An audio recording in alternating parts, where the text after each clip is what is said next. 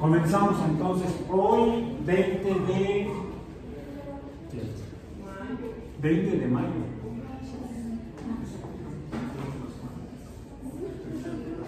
De 2024 en física biológica, semana 11 bis, o sea, 11 adicional, se repite la 11, aunque no vamos a repetir temas, del trimestre 24 y invierno del 24.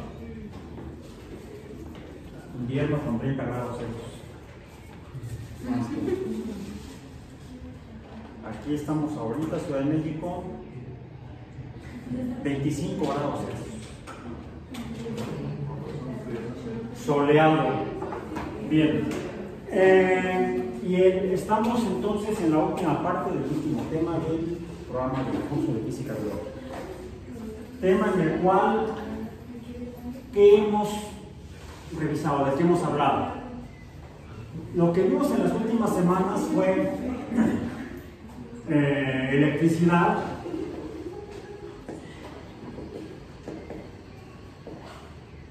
magnetismo, los cuales dijimos se definen como fuerzas que se describen como cantidades que son producto de, en el caso de la fuerza eléctrica, el producto de una constante, la constante eléctrica, por el producto de las cargas interactuando. Las cargas son las portadoras de la fuerza eléctrica. Dijimos que hay de dos tipos, positivas y negativas, y la fuerza es proporcional a la cantidad de cargas e inversamente proporcional a la distancia que separa a esas cargas. Mientras que la fuerza magnética, ahí está, la fuerza magnética, F sub índice M, su magnitud es el producto de una constante magnética por el producto de los polos, así le llamamos a los portadores de la fuerza magnética, que hay también de dos tipos, les llamamos norte y sur, y también la fuerza magnética es proporcional a la magnitud de los polos entre el cuadrado de la distancia que separa a estos polos. De hecho, por eso, si yo esta cosa que se pega, un material magnético, un magneto o un imán, que si lo tengo aquí arriba va a gravitar por otra fuerza. ¿Cuál era? La fuerza de gravedad, que es proporcional al producto de la masa de este objeto, la masa de la Tierra con la que está interactuando, la distancia que separa al centro de masa de este objeto del centro de masa de la Tierra. La fuerza es proporcional a estas dos masas, al producto de estas dos masas, pero inversamente proporcional al cuadrado de la distancia entre el centro de masa de este objeto y el centro de masa de la Tierra. O sea, la fuerza de gravedad. Por eso es que gravita hacia el centro de la Tierra porque es mayor la masa de la Tierra. El objeto de menor masa cae hacia el objeto de mayor masa. Si hay dos objetos de masa similar, de hecho se caerían simultáneamente uno hacia el otro, hacia el centro de masa común, hacia el punto donde ambas fuerzas se equilibran, como los platos de una balanza. Si tenemos la misma cantidad de materia en ambos platos de una balanza de dos platos, pues estarán horizontales a la misma altura. Si hay más masa en uno de los dos platos, se cargará la balanza hacia el lado donde hay mayor masa. Y decimos que está en equilibrio la balanza en este sentido, cuando los dos platos están a la misma altura. En realidad, el concepto de equilibrio en física en general se referiría más bien a cuando estas magnitudes ya no cambian, cuando ya el fenómeno está sin cambio estático. A eso es lo que realmente llamamos equilibrio, sobre todo cuando nos remitimos a la definición genérica de lo que serían las fuerzas. Son dos definiciones fundamentales. La primera, las fuerzas son las que causan todos los cambios o mantienen sin cambios a las cosas en el universo. Y toda fuerza que pueda cambiar algo en el universo es, toda fuerza que es capaz de realizar trabajo es energía. Entonces todas las fuerzas, todo lo que causa cambios en el universo y curiosamente o impide que cambie algo en el universo es una fuerza. Las primeras que vimos precisamente fueron las fuerzas mecánicas descritas y cuantificadas por Newton. Recordemos el concepto general de fuerza entonces, lo voy a poner acá. F es igual a M por A en la versión moderna. Recordemos que Newton no llegó a esto. Se quedó nada más el cambio en el movimiento proporcional a la fuerza. Fue todo lo que dijo. Él no habló en ese momento de masa. Sí lo hizo cuando se refirió a la masa, a la fuerza de gravedad. Él entendía que la Tierra y la Luna se atraían, por eso la Luna no se iba, pero también por eso la Luna jala el agua que está en la superficie de la Tierra. Es la causa de las mareas.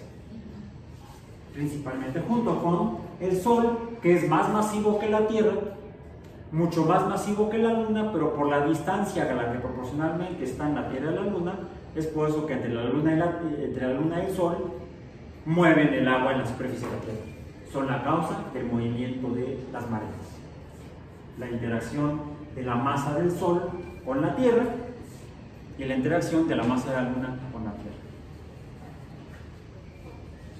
¿Cuál es el trabajo que hace la fuerza de gravedad del Sol, de la Luna y de la Tierra? Pues mantenerlos en movimiento donde han estado en los últimos 4.500 millones de años. Si alguno de esos tres cuerpos de repente ya no estuviera, habría un cambio en los otros dos por la interacción llamada fuerza entre ellos. Eso es en cuanto a la fuerza mecánica o fuerza de gravedad. Pero no todo en el universo se comporta de acuerdo a las fuerzas de gravedad, porque hay otras fuerzas que hemos ido viendo a lo largo del curso que también existen esas fuerzas. Una de ellas fue la fuerza eléctrica, otra fue la fuerza magnética, otra sería la fuerza calórica. Bueno, hablamos de la energía térmica. Al hablar de energía térmica, pues la energía térmica debe ser causada por una fuerza. La fuerza de la cantidad de movimiento de la materia, que es esa a la que realmente es la que produce lo que llamamos calor. Es una que puede producir cambios. ¿Qué cambios, por ejemplo?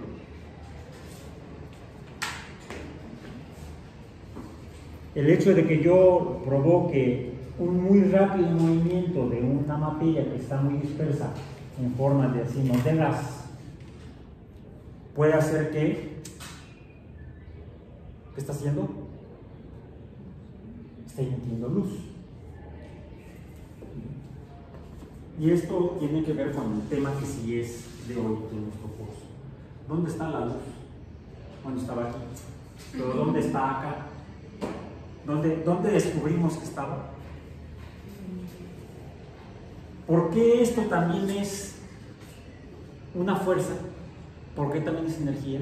Dijimos que si yo abro la válvula, en lo que está como líquido aquí adentro, cambia su estado de agregación de materia, está más o menos junta, digo más o menos junta porque no está rígida. Si estuviera rígida serían sólidos tal vez deformables,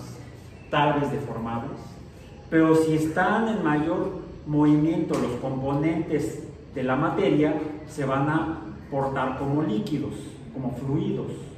Lo que está aquí adentro es un líquido. Si lo dejo salir, curiosamente vimos que no sale como el chorro de agua, no sale como líquido, sino que se transforma en gas. Ya está. Aunque no lo veo, pero sí lo oigo. Sin embargo, cuando le hago algo, lo perturbo, le aplico una fuerza, de hecho es una fuerza mecánica. Le doy vuelta al circulito este que está aquí. el cual se talla con una piedra que está allá adentro. Y el choque, la colisión o fricción de este disco o engrane, sí es una especie como de engrane, con la piedra que está adentro, es la fuerza que cambia la naturaleza del gas que sale a través de la válvula y la transforma en. Y es más, podemos ver incluso antes de que cambie el gas y emita luz, aquí solamente estoy viendo los pedacitos de piedra que al tallarse por el disco que está aquí, disco metálico, también están emitiendo luz. Y no están en estado líquido, están en estado sólido. Pero una parte de ese pedazo de piedra es perturbado de tal manera que emite luz. Bueno, ¿qué vimos que es la luz? De acuerdo a esto. ¿Dónde está la luz ahí escondida? ¿Cómo le hicimos para descubrirla? ¿Qué fue lo que hicimos con esas dos ecuaciones?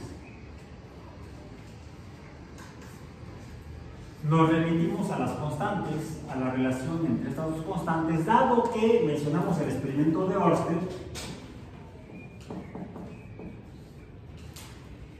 y el experimento de Faraday, en el cual Ørsted demostró que la electricidad, vamos a decir, no la E, sino la F subíndice E, la fuerza eléctrica puede dar lugar o producir fuerza magnética, mientras que Faraday demostró que la fuerza magnética es capaz de producir fuerza eléctrica. Y de aquí se deduce que hay una relación entre ambas fuerzas. Relación, razón, proporción, cociente, como lo entendemos en matemáticas. Una relación, como puede ser en la definición de función matemática. Y es igual a mx más b, por poner la relación más simple que existe en matemáticas. La función más simple que existe en matemáticas. ¿Qué es? ¿De qué es esta fórmula o ecuación? ¿Qué describe? ¿Una qué? Eso sería nada más escribir esta letra. Toda junta que es una recta. Hay una ecuación que describe que hay una relación lineal entre la cantidad de x y la cantidad y. En otras palabras, esa relación podríamos ponerla relación, razón o proporción, quiere decir que y, es horrible, y me quedo aquí, la relación y entre x está definida por m más b. Bueno, esto me define o me describe una relación entre estas dos cantidades, x y y. Este fenómeno real, experimental, fenómeno físico, dice que hay una relación entre la fuerza eléctrica y la fuerza magnética. Hay una relación entre la fuerza eléctrica y la fuerza magnética.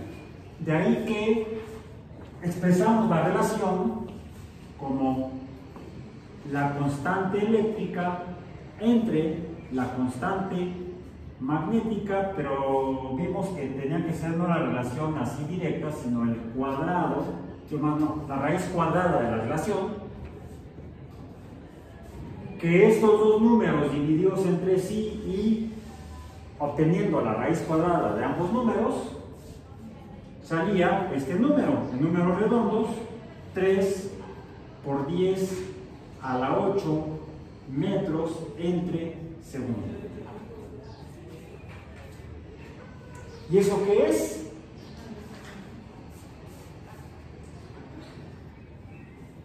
La velocidad de la luz.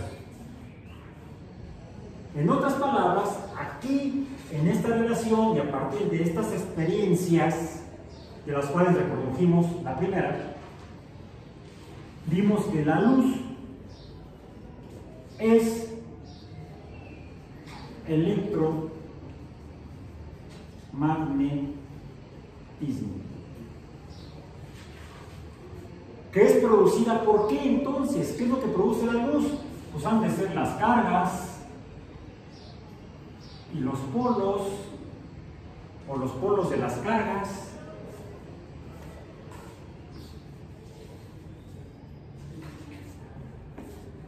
Vimos que estas cargas parecen salir de la materia, parecen estar dentro de la materia, parecen ser parte de lo que compone a la materia.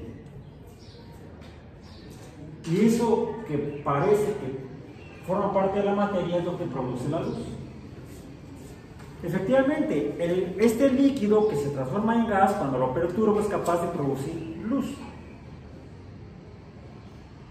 E incluso ustedes el viernes pasado, en el laboratorio, hicieron unas experiencias en las cuales vieron que algunos materiales sólidos, polvos, cristales, rocas,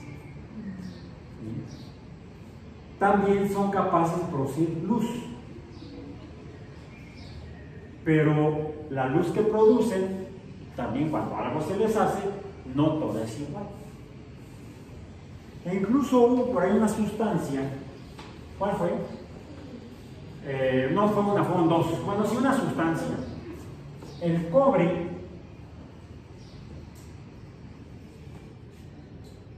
C mayúscula, U minúscula, nada de ciudad universitaria. Sería C mayúscula, U mayúscula. Alguien diría, profesor, no hay un elemento politécnico o no tampoco. El Cu es el símbolo con el que nombramos al cobre, que es un metal, es una sustancia sólida, es un sólido deformable o indeformable. El cobre. Deformable. Deformable, sí.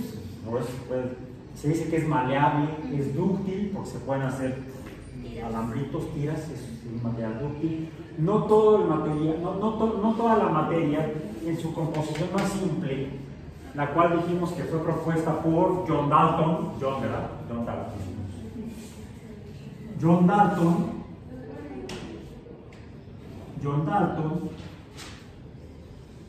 a principios del siglo XIX, propone la teoría atómica,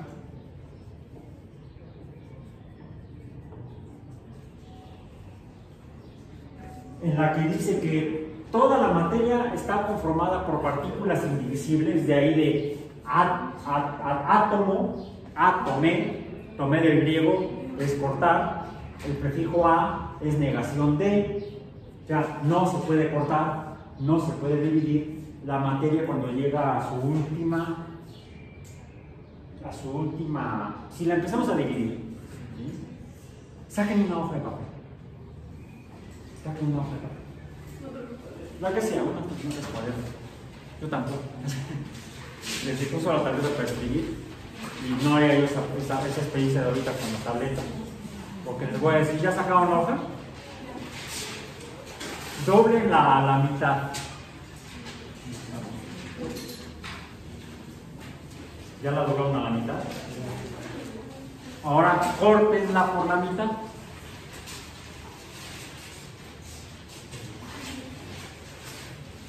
No tiene que ser exacto y preciso, así como corte de cirujano.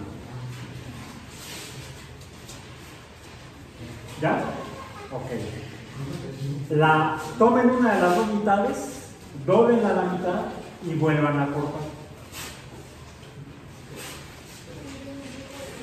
Una de esas dos mitades, ahora son dos pedazos de papel que son la cuarta parte de la primera. ¿Sí? Son la mitad de la segunda. Tomen uno de esas cuartas partes, doblen la mitad y vuelvan a cortar. ¿Van cuántos cortes? 3, ¿no? Queda con esto. Córtenla, ya está cortada. Ya saben qué es lo que sigue. Doblen la mitad una de esas dos partes y vuelvan a la corta.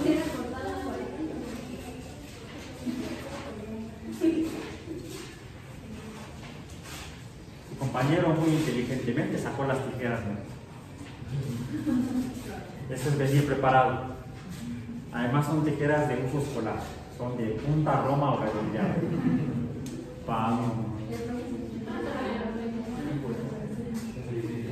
Por si te detiene un policía, no te diga que tienes un arma punzocortante.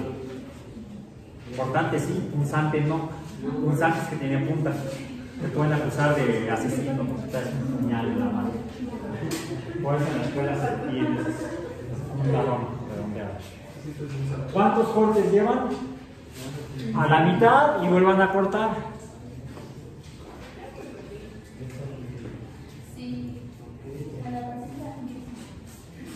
A la mitad y vuelvan a cortar.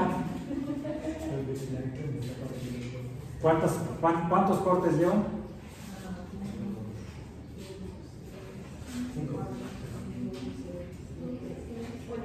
8. O sea, ya es la 16ª parte de la.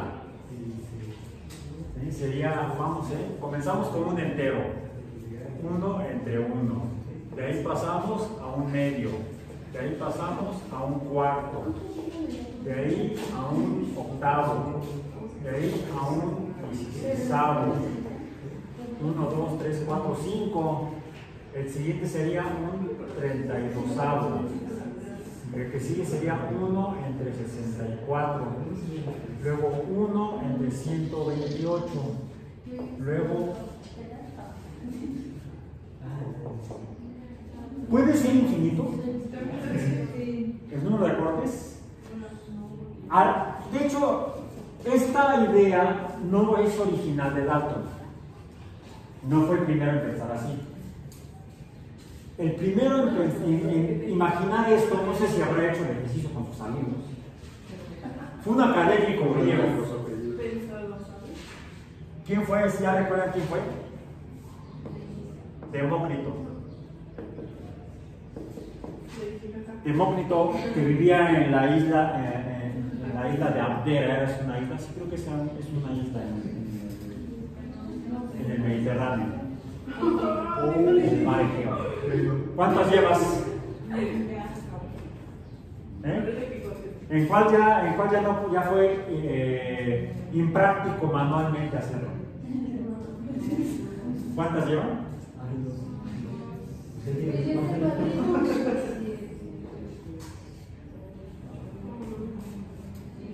1, 2, 3, 4, 5, 6, 7, 8. El 12 más o menos. 12, Otra forma de escribir esto sería, bueno, ¿saben esto qué sería? Es una serie matemática. ¿Qué tipo de serie es? Es una serie geométrica, ¿no? Porque pues, para conocer el segundo término, a partir del primero lo podemos hacer multiplicando el primero por una razón o proporción, un número racional, una razón.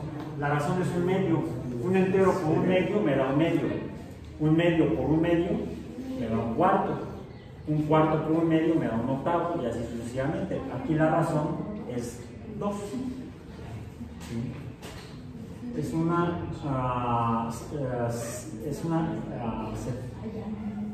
secuencia geométrica. No es una serie. Las series son sumas de números ordenados. Esto es una fila de números ordenados y una fila de números ordenados es una secuencia o es una secuencia. Hay dos tipos les llamamos en general sucesiones. Una sucesión es una fila. Una fila de números ordenados tiene un orden matemático de hecho. Puede ser o una secuencia o una serie. Es una secuencia si es solamente, como en este caso, una fila de números. Ahora, si estos números además están sumando o restando entre sí, ya no son una secuencia, sino una serie. Una serie numérica sería una suma de números o resta de números o suma y resta de números ordenados. Si no están ordenados, simplemente una suma aleatoria. Una suma de números aleatorios. Aquí están ordenados. ¿Por qué ordenados? Del más grande al más pequeño. ¿sí? El segundo término es más pequeño que el primero, el segundo número. A los números lo llamamos términos. El segundo término o número es más pequeño que el primero, el tercero es más pequeño que el segundo, y así sucesivamente, por eso decimos sucesiones. Bueno, esta idea de cortar algo a la mitad, y a la mitad, y a la mitad, y a la mitad, y a la mitad, y a la mitad, y uno podría pensar, a lo mejor llegamos hasta infinito número de cortes o de seccionamientos de algo. Demócrito llegó a la conclusión de que a la que llegan ustedes de manera práctica, hay un momento que ya no lo puedo cortar, ¿no? Ya hay una última mitad que es incortable, atómica, no se puede cortar. Eso es un concepto matemático filosófico planteado por Demócrito hace 2500 años más o menos. Bueno, hace 200 años, poco más de 200 años, principios del siglo XIX, John Dalton en Inglaterra retomó esta idea de Demócrito, pero con el conocimiento ya siglo XIX, principios del siglo XIX, 1806 creo que fue cuando lo publicó en Nueva Filosofía Química. Él partía de lo que ya conocían los químicos a finales del siglo XVIII. No alquimistas. La alquimia es el ancestro de la química, así como la astrología es el ancestro de la astronomía. Entonces,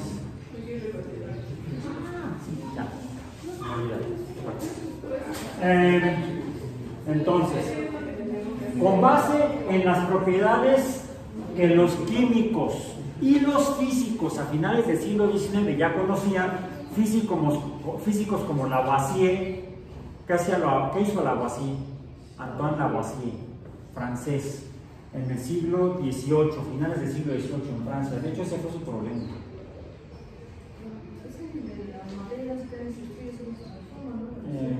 Bueno, fue uno de los que hizo experimentos que llevaron al primer postulado de la termodinámica, al principio de la conservación de la materia.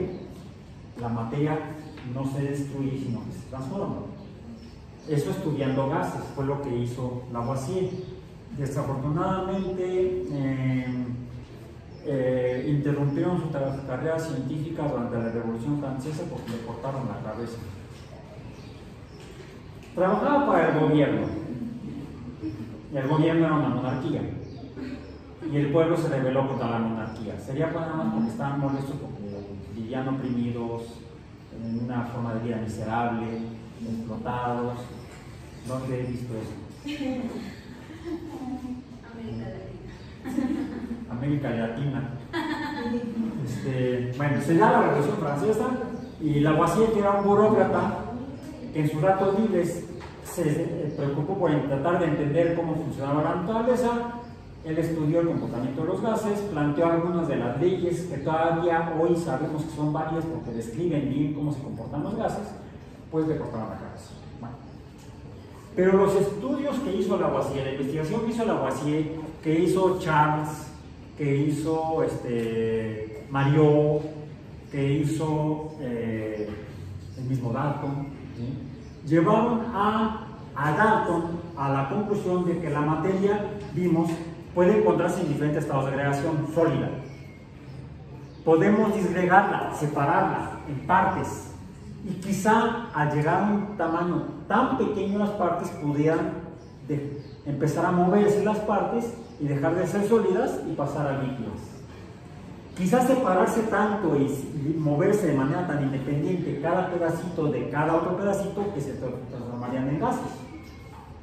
Es de ahí que llegamos al concepto de la materia como en diferentes estados de agregación o de juntación, dirían por ahí. Hablando un poco como ese lenguaje que se usa cuando hablan de gatos, ¿sí? O de michis. No traje playera de gatos, traje playera de coyote. Willy E. Coyote, super genio. Ok, también está acá atrás. Bueno, ¿qué onda con la atomización? Es más, ¿cómo se llama esa cosa en la que ponen un líquido y que porque tienen que andar limpiando la mesa, los vidrios? ¿Cómo se llama? Atomizador. ¿Qué es lo que hace? No, depende de que le pongas. Le puedes poner agua, le puedes poner alcohol, le puedes poner agua con vinagre, limpia mejor el vidrio. O puedes poner un surfactante disuelto en agua. ¿Qué es eso? ¿Jabón o detergente? ¿Decías qué? Que diluye, bueno, o sea, no, saca... separa el líquido en partecitas. Por eso se llama atomizador.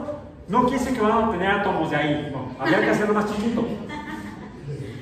Más o menos como lo que estuvieran haciendo ustedes al cortar el papel en fragmentos a la mitad.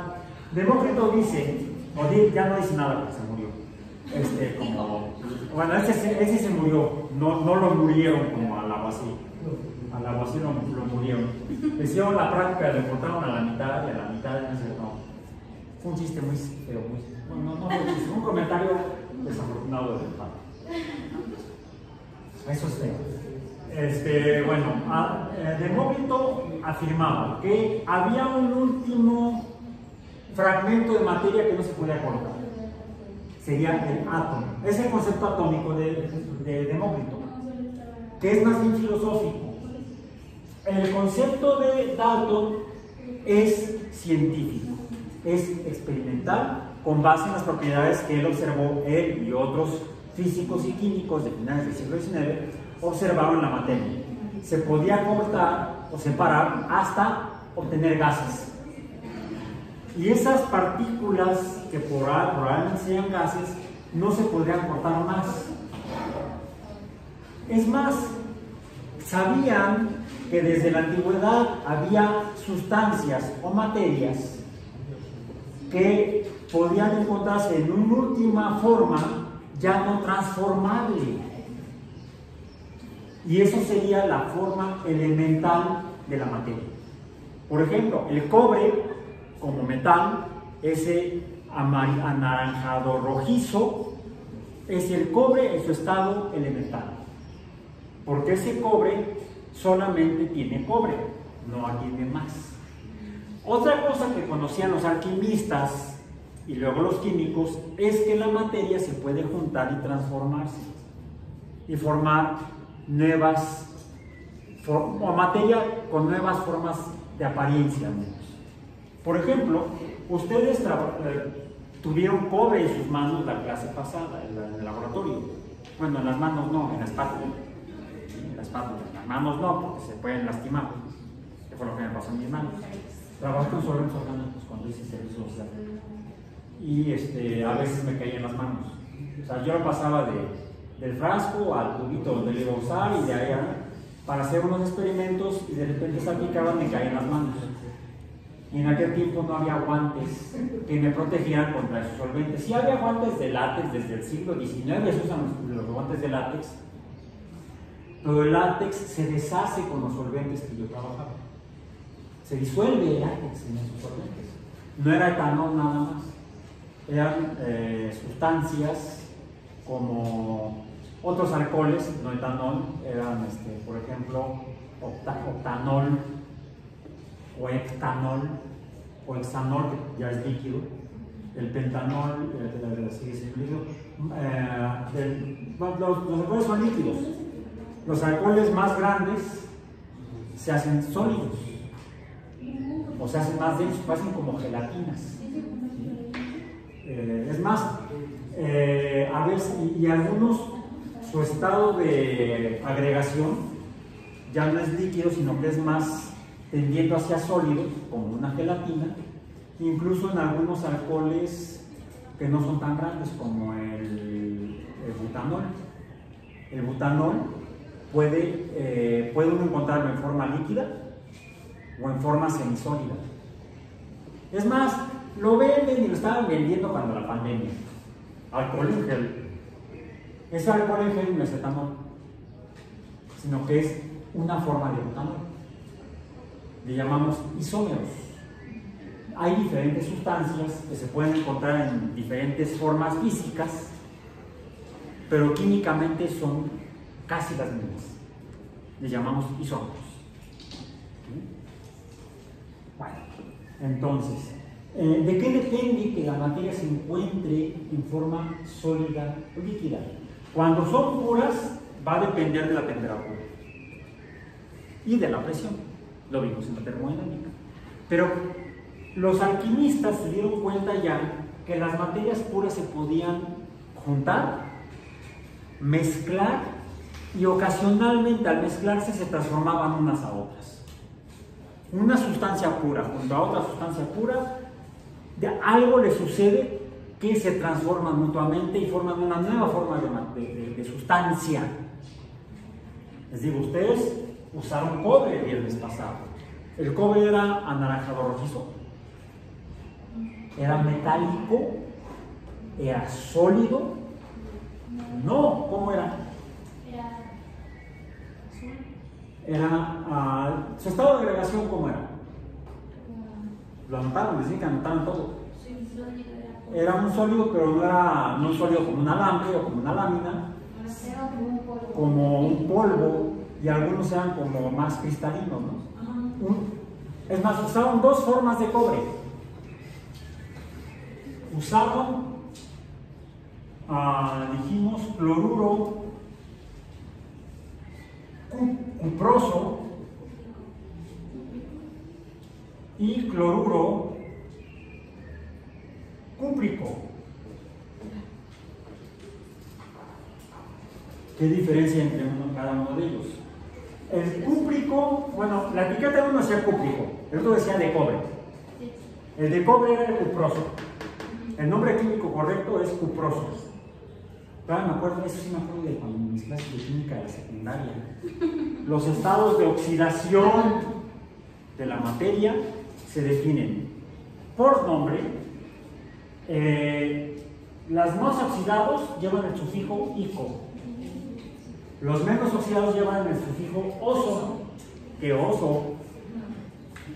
Pero a veces incluso llevan un prefijo. ¿Sí? Y me acuerdo, también fue un fonema onomástico, ¿no? ¿Cómo era? Onomatopéyico tampoco. Un juego de palabras que nos enseñó el profesor de química,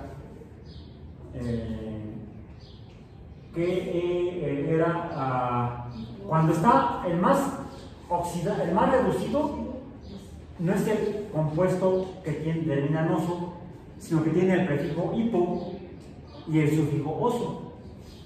Y el más oxidado es el que tiene el sufijo ico y el prefijo per. Y él nos decía que era un perico. Y era hipooso, oso, ico, perico. Hipooso, oso, ico, perico son los cuatro posibles estados de oxidación en algunas sustancias químicas, en algunos compuestos químicos.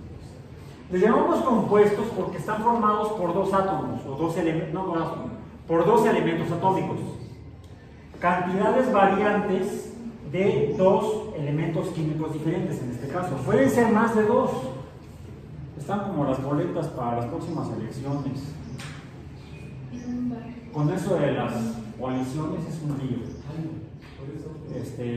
De diario cultural y de información útil para las próximas elecciones y que su voto no se pierda. No hablo de los mapaches, los que roban urnas, no, eso no. Lo digo porque, abro paréntesis, me nombraban presidente de casino. Así que soy el presidente. Yo iba caminando por la calle y yo iba pasando con el perro y de repente escucho como dicen, señor presidente. Luego al taladro por aquí. No, era uno de mis compañeros de la casilla, ahí un vecino. Entonces me puse a leer el manual el instructivo para hacer las cosas ordenadamente de acuerdo a la ley. ¿Sí? Y para estas elecciones nacionales, para la presidencia, por ejemplo, hay partidos políticos que se juntaron para proponer a candidatos simpáticos. En este caso, las dos mujeres están siendo propuestas como candidatas a la presidencia por varios partidos políticos. Curiosamente, sí son tres para una y tres para la otra. Y hay un candidato, y algunos lo conocían, ya lo conocen, que está propuesto por un solo partido. Entonces, las dos candidatas van en partidos en coalición y mientras que otro va con un solo partido. Y alguien, entonces se me ocurrió hacer un pequeño video que subí a mis canales. Empecé en TikTok para partir la información que yo vi, que yo tenía la duda y que vi, y la duda me la resolvía el manual o el instructivo para los funcionarios de casilla, que yo voy a ser presidente. Y ahí lo que dice es en qué caso el voto o la boleta es válida o es nula, si no cuenta. Si uno marca mal la boleta, no se va a tomar ese voto a favor de la persona del candidato a la que la persona quería apoyar. Entonces ese voto se pierde, no es para nadie. ¿Sí? Entonces, para que su voto no se pierda hay que marcar la boleta bien. Y entonces puse ahí lo que decía, es más, lo leí y puse las imágenes para que se vea. Y alguien me hizo un comentario. Entonces, si yo marco para las de coalición, marco los tres partidos, ¿son tres votos? No. No, es un solo voto. O sea, una boleta con tres marcas de los partidos de coalición, o dos marcas de los partidos de coalición. Si yo marco dos de los tres partidos de coalición, hay tres marcas en la boleta, pero es solamente un voto para la persona candidata. O sea, no, si votan tres veces ya tengo tres votos y ya le gané al otro. No, una boleta, un voto. Ya sea que marquen un partido, otro o el otro, o marquen dos de los tres, o marquen los tres partidos que proponen a la candidata correspondiente. Entonces, una boleta, un voto para la presidencia. Más o menos es lo mismo para las boletas de los diputados, senadores, etc. Entonces, nada más fíjense bien cuando vayan a marcar que no necesitan marcar todos los partidos que proponen a un candidato. Con que marquen a uno, le están dando su voto a ese candidato y eso es lo que lo va a apoyar cuando gana la elección. ¿Sí? Lo que sí, los partidos a su vez, como reciben lana del gobierno para sus trabajos políticos, incluso hasta lugares en los cuerpos colegiados, como los cuerpos legislativos, sí, algunos lugares que obtienen en los cuerpos legislativos dependen del número que los partidos obtienen.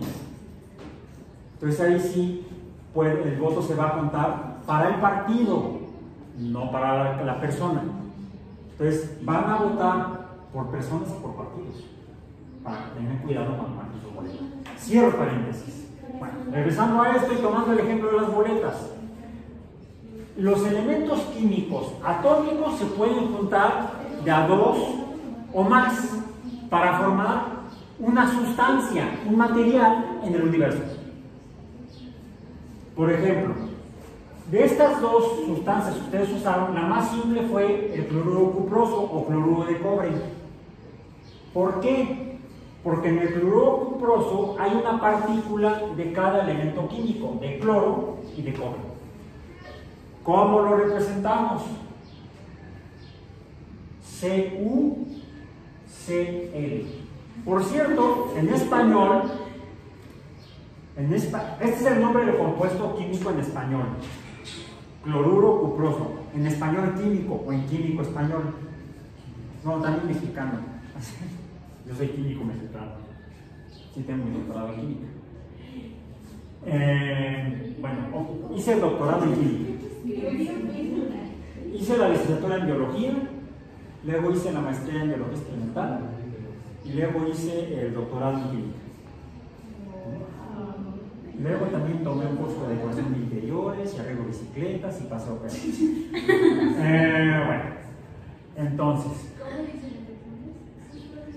en español se llama cloruro cuproso. En químico se escribe CuCl, es decir, al revés. Primero el cobre y luego el cloro. El sufijo uro me dice que es una sal, ¿sí? Junto con el sufijo oso del cobre. En otros idiomas, en el idioma humano se puede, o población, puede estar en el mismo orden que en químico, que en la representación química. Por ejemplo, en inglés es copper chloride. Copper chloride, o sea, cloruro de cobre. Copper chloride. Como que a los estudiantes gringos les cuesta menos trabajo aprender esto, que a ustedes, de modo. Aquí nada más. El cloruro cúprico, ¿cómo es? ¿Anotaron del frasquito cómo venía la fórmula? Esto es lo que llamamos fórmula química o fórmula elemental. ¿Por qué? Porque me describe los dos elementos químicos de los átomos que forman al compuesto. Esto es un compuesto porque está formado por más de un átomo. Cualquier cosa que esté formada por más de un átomo es un compuesto. Estos son compuestos. Entonces, también hay descompuestos, no es otra cosa. Yo voy a escribir descompuesto. Aquí el descompuesto soy yo, aquí está probado. Son compuestos. Los compuestos químicos están formados por átomos de elementos químicos. El átomo es la partícula más pequeña, simple, con propiedades químicas propias que existen en la materia. Propiedades químicas propias. Por ejemplo, la capacidad de mezclarse y formar compuestos con otros elementos químicos. Con átomos de otros elementos químicos. Ahora, el cloruro cuproso cúprico, ¿cómo es? ¿Sí lo vieron en el frasquito? No. Pero es igual, ¿no? Nada más que es 2 por 5. Ah, entonces no es igual. Bueno, casi. Parecido, no es lo mismo. ¿Sí? Es CuCl subíndice 2. ¿Qué significa esto? Que este cobre en el cloruro cúprico tiene pegados dos átomos de cobre, de cloro. El cobre tiene pegados dos átomos de cloro. En cambio aquí nada más tiene pegado un átomo. En otras palabras, podríamos imaginar si el cobre fuera una pelotita, este cobre tendría pegado un cloro, una pelota más grande. El tamaño del cloro es más grande que del cobre, del átomo, y del otro lado una pelota más grande igual a esta. Mientras que el cloruro cuproso tendría solamente un cobre con una rayita. Y acá tendría la posibilidad de formar otra. Y tienes,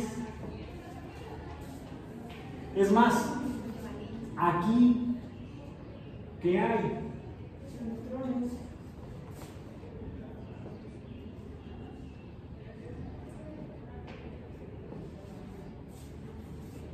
Ahora, el cloro está a la derecha del padre, ¿no es cierto? Oh Dios, oh my God. No. El cloro está a la derecha en la tabla periódica. ¿Sí? Ahí sí hay que arrodillarse ante el padre Mendeleev. El padre de la tabla periódica. ¿Sí? ¿Dónde distribuye los elementos químicos de acuerdo a sus propiedades físicas y químicas? Las cuales se explican con esto. Y esto, por ejemplo, el color, el cloruro cuproso, ¿cómo es su apariencia? Es verde, es como un polvo verde. ¿Sí?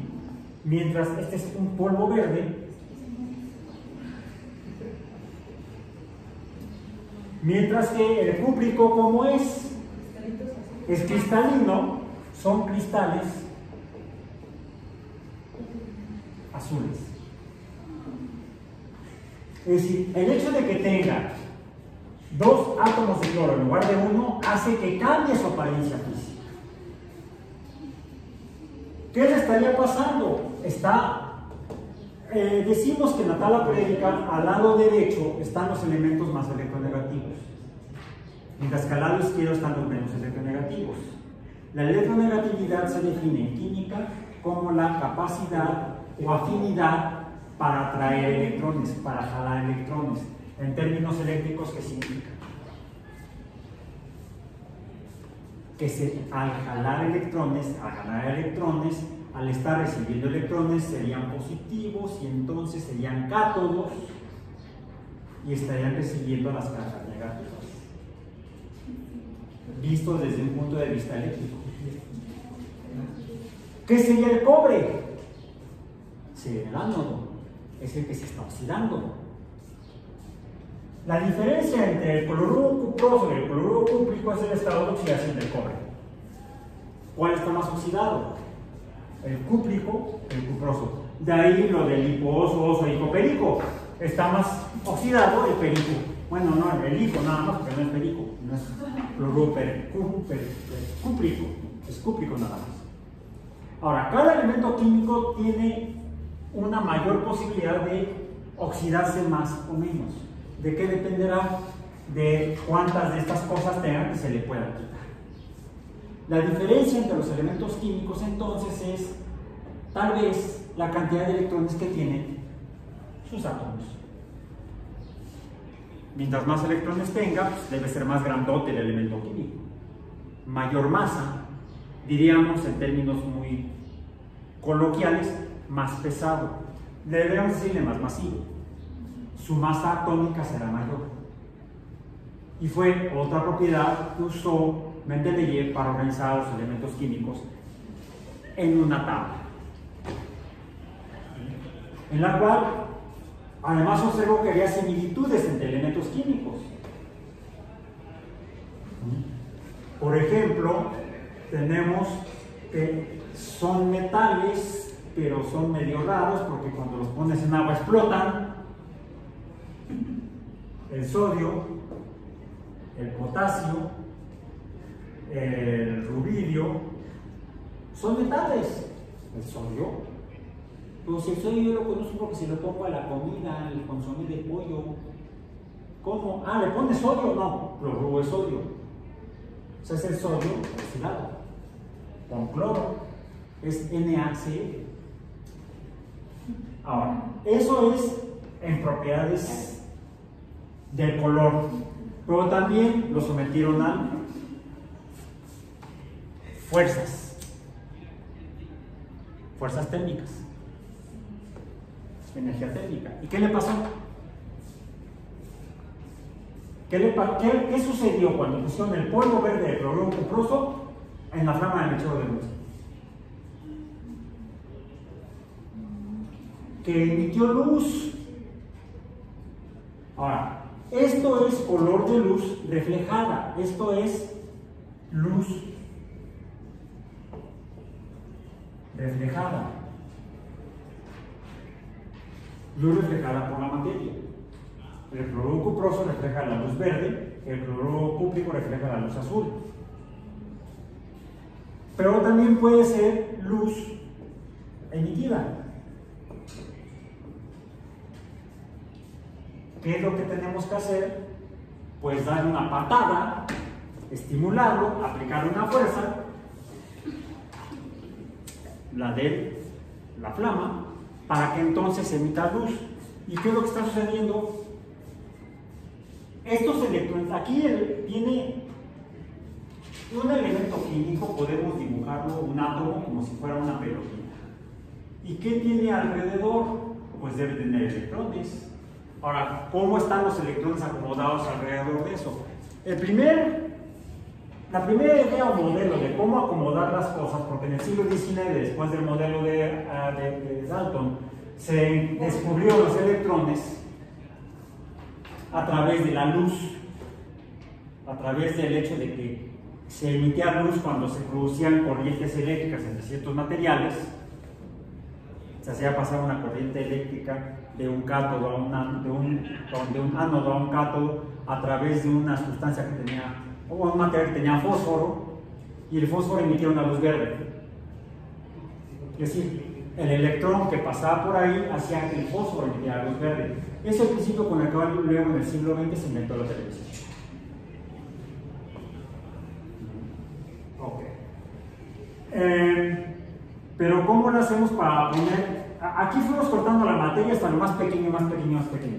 Okay. La materia estaría formada por electrones. Pero ¿qué sucede si la distancia es muy pequeña?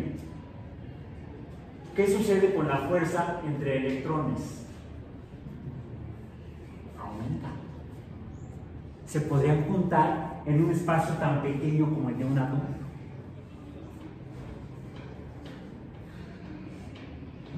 No, porque recuerden que cuando las cargas son iguales, ¿qué sucede? Se repelen. Y entonces, ¿cómo es posible que haya dos átomos juntos? Dos átomos juntos en el mismo átomo. Los dos electrones juntos, no, dos átomos. Dos electrones juntos en el mismo átomo. Por ejemplo, estos dos electrones que están aquí con el cobre, ¿cómo es posible que estén aquí junto alrededor del cobre? Si están a una distancia de qué magnitud muy pequeña, ¿cómo es la fuerza de repulsión? Enorme. ¿Por qué se mantienen juntos? Porque están en... Pero la distancia es muy pequeña, deberían uno para allá y el otro para allá. No debería haber electrones juntos en ningún lado. Porque nos están atrayendo el centro, ¿no? No es suficiente. De hecho, a la región donde es probable encontrar los electrones, ya salió el nombre. La región donde el electrón es más probable.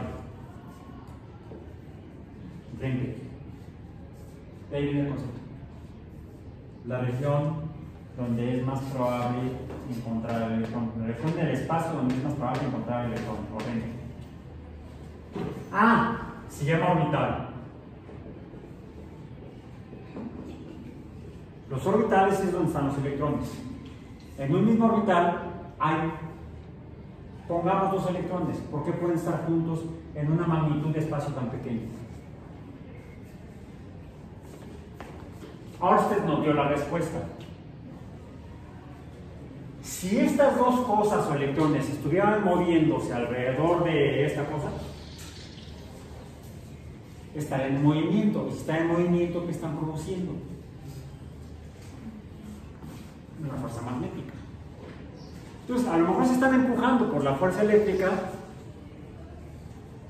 pero la fuerza magnética podría estarlos manteniendo, si no juntos, cercanos. Y de ahí sale otro concepto que nos ayuda a entender cómo funciona esto. El spin. Que podemos imaginarlo como el movimiento de estas cosas.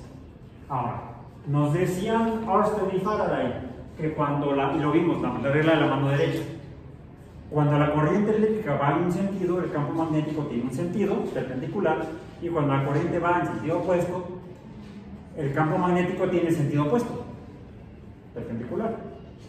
Y cuando son opuestos, ¿cómo es la fuerza? Atractiva. Es el principio del cual surge el hecho de que los espines, una propiedad que deberían tener las partículas llamadas electrones, pueden tener dos características, llamado el número de spin.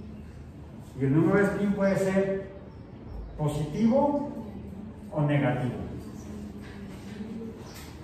Le dicen que es se dice en física que es de un medio, positivo o negativo. Si los spines son diferentes y el spin tuviera que ver, o podemos imaginarlo como un movimiento, pues significa que uno se mueve de una forma y otro se mueve de la forma opuesta. Si los spines son opuestos, los electrones pueden estar juntos, porque se atraen por fuerza magnética. ¿Y eso es cierto o es nada más una fumada?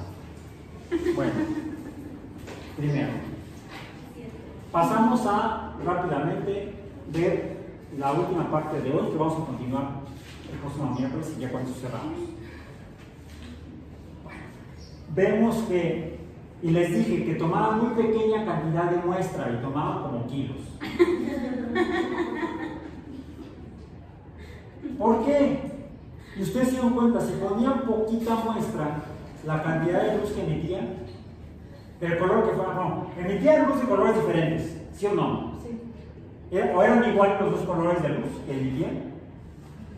Había una semejanza, eran parecidos pero no eran idénticas. Así como su apariencia antes de quemarlas tampoco es parecida pero no es idéntica. Bueno, parece que el color de luz que refleja o el color de luz que emite depende del estado de oxidación. Primero, el color que emite depende del estado de oxidación. Y vimos que el color de la luz blanca no existe, sino que la luz blanca es producto de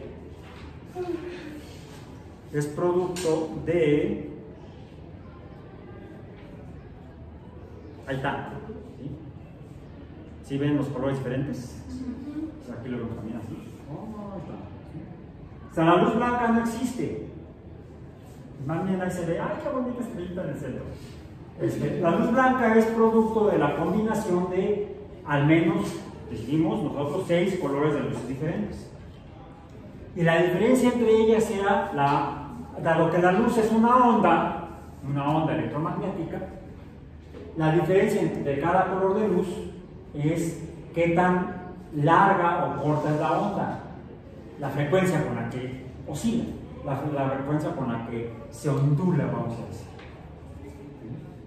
A mayor frecuencia, en el caso de la luz blanca, la luz tendería a ser azul o violeta, a menor frecuencia tendería a ser anaranjada o roja. Ahora, en el caso de los fenómenos periódicos o ondulatorios o vibratorios, vimos que hay una energía que depende de la velocidad con la que oscila o la longitud de la onda. Cuando la frecuencia es grande, la energía es grande. Por lo tanto, la luz violeta y azul tendrá más energía que la luz roja o anaranjada. El color de la luz que emite el elemento químico cuando se está oxidando nos está hablando de la energía con la que los electrones están pegados en el átomo. Si emite luz azul, quiere decir que la energía con la que están pegados los electrones al átomo es muy grande. Si el color de la luz que emite es más hacia el rojo, nos está diciendo que la energía con la que están pegados los electrones al átomo es menor. Estamos pudiendo finalmente entender cómo es la materia en su forma más pequeña a nivel de átomo o conjuntos de átomos, a los que llamamos compuestos o moléculas. Y no solo eso, sino que pueden reflejar la luz, pueden emitir luz en condiciones adecuadas, o también mencionamos las observaciones de Fraunhofer. Él vio que había sombras en la luz que nos llegaba del Sol, porque la materia que está entre la luz, o donde se forma la luz del Sol, y nosotros, hay otra materia que puede estar absorbiendo la luz del Sol. Y cada sombra depende de la materia que está tapando el Sol, o esa parte de la luz del Sol. Podemos entonces medir la cantidad de luz que emite la materia cuando se quema, o la cantidad de luz que absorbe cuando se atraviesa a una fuente de luz. Y eso tiene que ver con otra propiedad numérica o cantidad que medimos en las ondas, ya no la frecuencia, sino la amplitud de la onda. Bien. Cuando ustedes usaban mucha sustancia y la pusieron en el mechero, emitía una luz del color correspondiente y muy brillante, porque era mucha la materia que estaba produciendo luz. La cantidad de materia, la cantidad de luz que emite la materia cuando se quema es proporcional a la cantidad de la materia que se está oxidando, que está emitiendo la luz. Lo mismo sucede cuando tapa la luz. La absorbencia o la luz absorbida de una fuente cuando se atraviesa materia es proporcional a la cantidad de materia atravesada.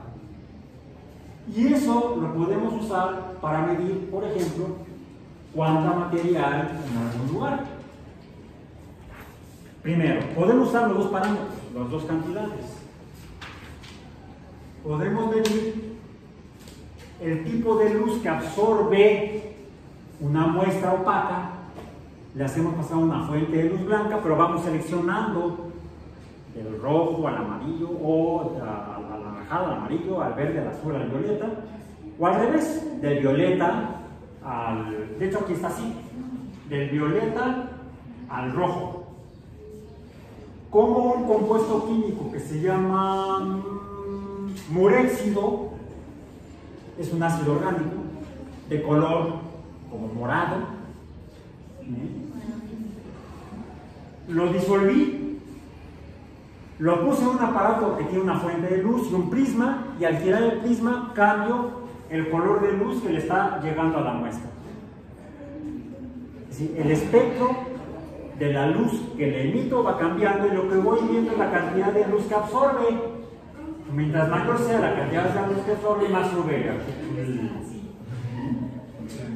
Y vemos aquí cómo el muréxido absorbe luz del color entre verde y amarillo.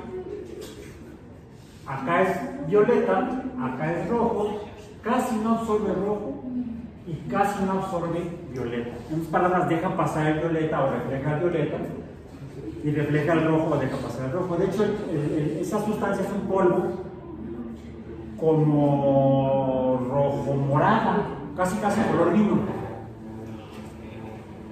Fíjense cómo no absorbe esos colores, ni el rojo ni el violeta, sino que absorbe los otros. Luego lo que hice fue que le puse otra sustancia, le puse cloruro de praseodimio.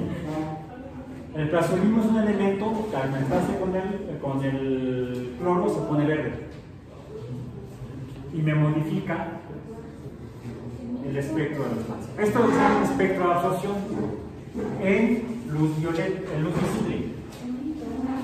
También podemos hacerlo, en este caso con la sustancia, en luz ultravioleta.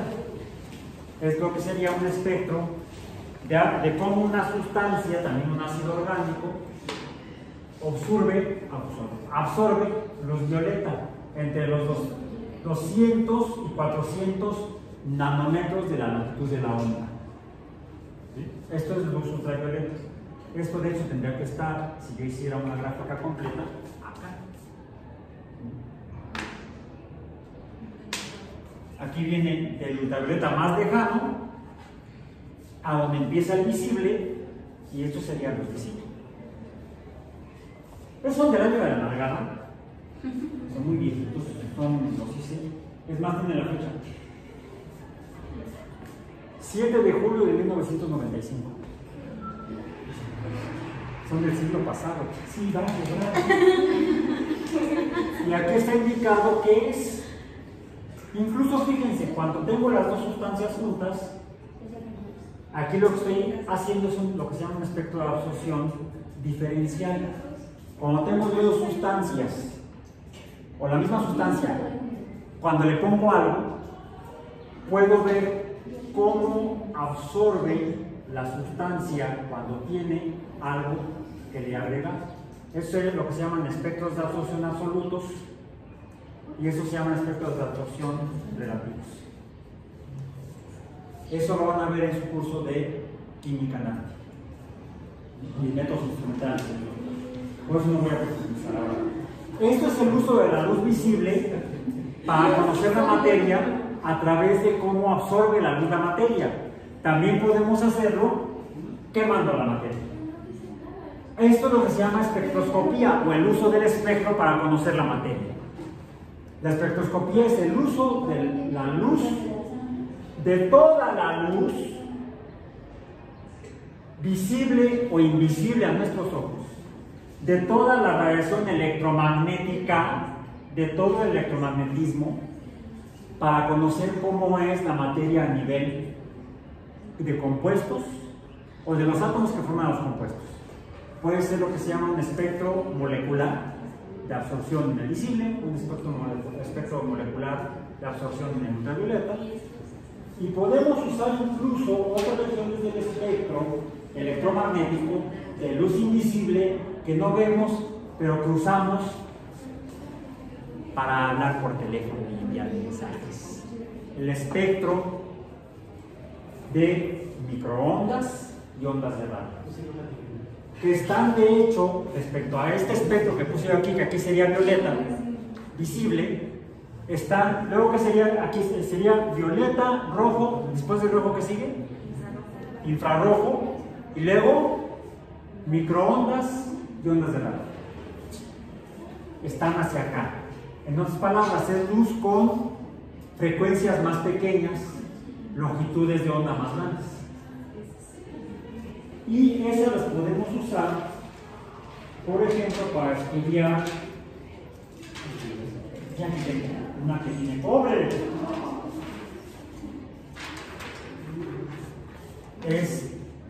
Esta misma sustancia que tengo yo aquí es un ácido orgánico que se llama nigericina. Este estaría por aquí, porque no es infrarrojo, no son microondas, sino que son ondas de radio. Ondas de radio interactuando con cobre 2, o sea, cobre cúprico, que se pegó en este ácido orgánico. Aquí lo que estoy viendo es cómo interactúa aquel ácido orgánico con el cobre. Si no estuviera el ácido orgánico, el cobre me daría una curva suave. Por cierto, fíjense, aquí lo que tengo es una curva que sube, baja, y esta sería el cero, la basal.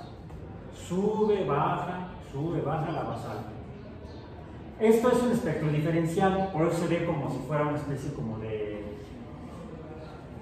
el área bajo la curva. No, más bien no, la derivada. Sí, porque aquí la derivada es positiva, 0, negativa. La derivada es positiva, 0, negativa. No es la derivada, es un espectro diferencial. Aunque derivada y diferencial suenan parecidos en matemáticos.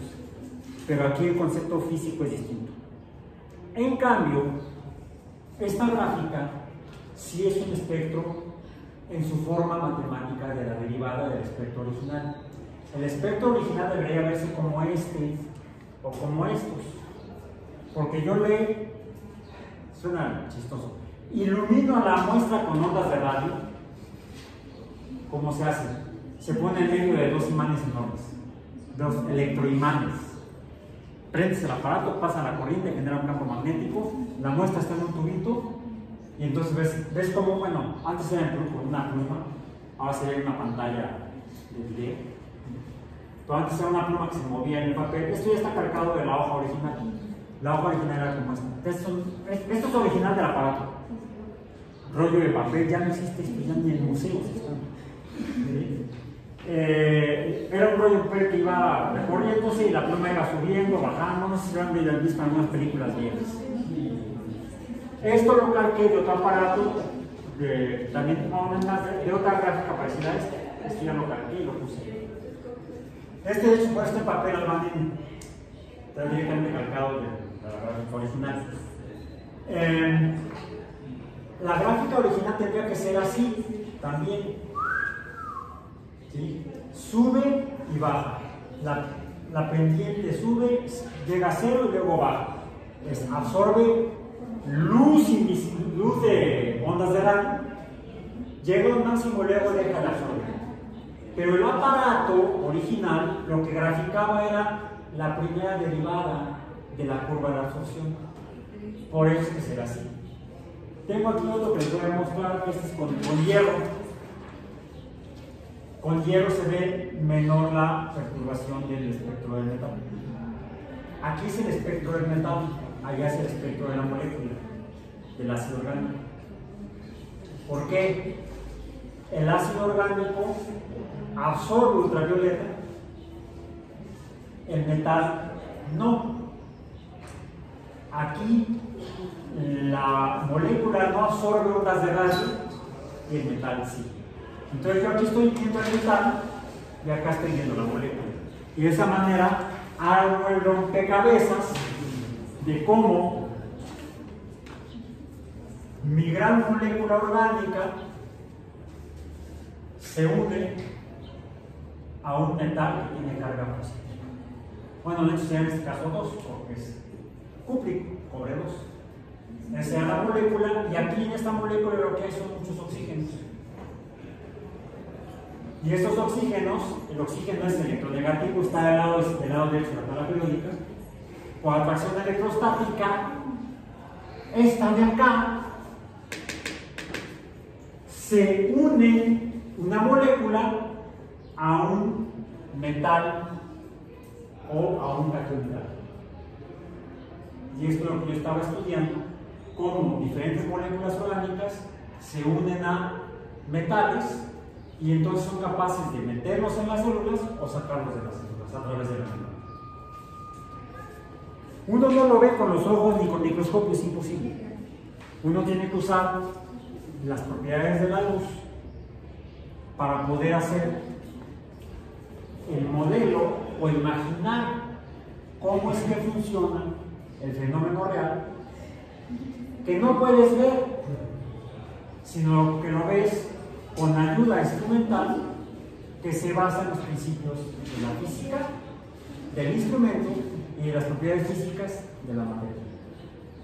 Y es por eso que es importante entender qué carambas con la física si queremos saber cómo funcionan los cerebros. El miércoles nos vemos para cerrar el curso viendo los últimos detalles de esto, que esto es el uso de la física cuántica o de las propiedades cuánticas de la materia para entender cómo funciona incluso los seres vivos. De ahí la importancia de ver este último tema. ¡Ay, qué emoción!